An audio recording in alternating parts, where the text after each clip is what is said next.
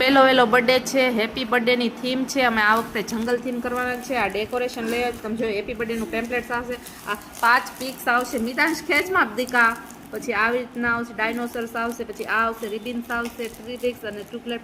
આવી રીતના ડેકોરેશન આવવાનું છે. તમે જોઈ શકો છો મિતાંશ ખેંચે છે મારી પાસે. આવી રીતના થશે આખું ડેકોરેશન, તમે જોઈ શકો છો. હવે ડેકોરેશન કરશે એ પણ હું તમને બ્લોગમાં બતાવીશ.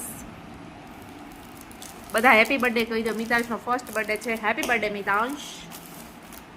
ફ્રેન્ડ્સ આ ખેંચે છે ને એટલે એવું થતું હતું. અમીશા ફૂલાવી રહી છે. આ શું છે?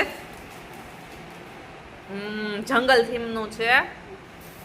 બર્ડ જેવું લાગે છે, એ ફૂલાવી રહી છે. અમીશા દેખાડું છું તમને 1 બાય 1 બધી વસ્તુ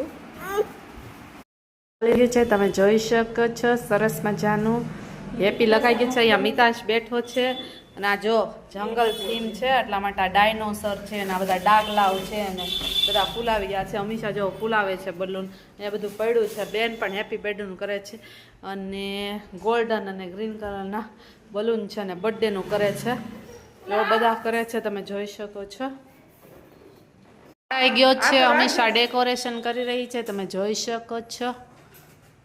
ધીરે ધીરે આ બધું જો આવું અસ્ત વ્યસ્ત પડ્યું છે. હરખું થઈ જાય પછી બતાવીશ આનો વ્યૂ. અડધું ડેકોરેશન થઈ ગયું છે, અડધું ડેકોરેશન કરી રહ્યા છે. ફૂલ ડેકોરેશન છે ત્યારે બતાવીશું તમને.